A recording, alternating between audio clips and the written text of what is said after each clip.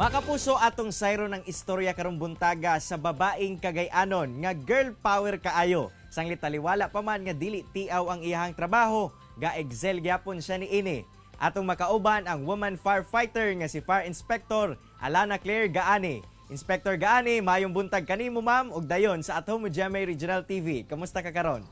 May buntag, Sir Cyril, o sa tanan katawhan sa Mindanao o sa tanan sa At Home GMA Regional TV.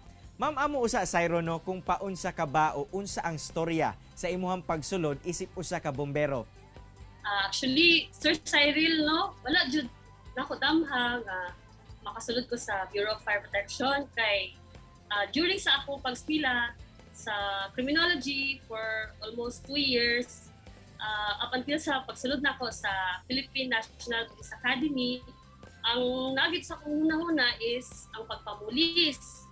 So, during sa later part sa ako ang pag-eskwela o pag-training sa PNPA, we were given the opportunity nga pili o isa nga bureau ako ang i-join. Then, luckily, ang na-choose na ko is ang Bureau of Fire Protection. Then, na-appeal ko sa Fire Cadets who will eventually, after graduation, mahimong members sa Bureau of Fire Protection as with the rank of Fire Inspector. Sukad bata pa lang ba ma'am, aduna na ba kay pangandoy nga mahimong usa ka bombero o gatan-aw nimo unsa ba ang dakong nag-impluwensya kanimo nga mosulod sa Bureau of Fire Protection? Katong bata pa ko, Sir Cyril, actually, teacher dyan akong ipangandoy kay hilig man ko mga kanang mga bata and then hingapod ko teaching. However, as years went by, na-inspire ko mag-join sa uniform service. Ma'am, sa karon sa imong trabaho, asa ba ka nakadestino o kamusta pod ang kahimtang nimo karon?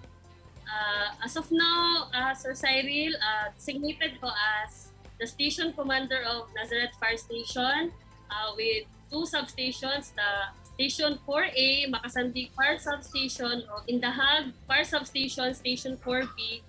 At the same time, designated ko as Chief Admin sa Cagayan de Oro Fire District. Ma'am, sa imong experiences, no, isip usa ka bombero, unsa ba ang maingon nimo nga kanang pinasahi o di nimo makalimtan nga kaagi? Ang first time nako nga pag-responde no as bilang station commander sa Nazareth Fire Station, memorable siya in the sense nga sa 3 years na ko sa fire service no, for me mo gud ko i-designate sa admin or sa human resource. So, katong natagaan ko opportunity nga mo handle or muhawid og isa ka stasyon, mas natugangan na ako ang sense of responsibility, especially ang pag-stick prepare sa akong mga tao. Ma'am, sa pagsugod sa pandemya, mas nahimo bang challenging ang pagresponde sa mga sunog, labi na sa mga nagapanghitabo diri sa atong syudad? Yes, Sir Cyril, no, mas doble ang challenge labo na karon nga pandemic kay ginilikay na to nga pagka-casualty ta sa kaning fire incident. At the same time, ginalikayan po na to ang naay matakdan no, sa atong mga tao o sa atong sika tao. Ma'am, syempre no, di na to malimod nga naandan gayod nga pagbumbero panglalaki gayod kini nga trabaho. Apan sa imong experience, paunsa ba nimo kini gi-handle labi pa nga usa ka kababae? Sa atong bureau sa PFP, naay kini ginasunod nga equal opportunity o gender and development na ginadili sa pag-discriminate sa mga gender roles. So, para sa ko ang perspective no, ang gender roles are meant to complement each other. So, dili ni siya kompetensya as to kinsay mas maayo ang babae ba or ang lalaki. For as long as you are able to give quality service to the public, ma-achieve na to na siya basta magkinabanga lang.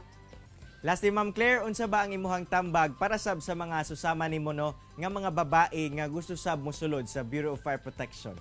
So for the approaching BFP recruitment na magasugdan karong May 4 hangtod sa May 10, ang pagdawat sa mga folders, inaaghat nato ang tanan nga qualified individuals na mag-apply sa Bureau of Fire Protection as Fire Officer 1. Kung qualify ka mo as FO1, pwede niyo i-follow ang BFP 10 recruitment section FB page dito masayran ninyo ang pahibalo alang sa pag-apply sa pagka-Fire Officer 1 o mahimo ka mumuduol sa inyong pinakaduol nga fire stations para sa maong impormasyon.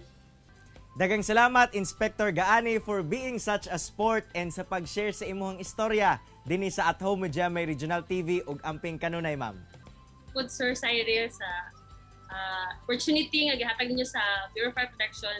Daghang salamat. Kini ang At Home with GMA Regional TV.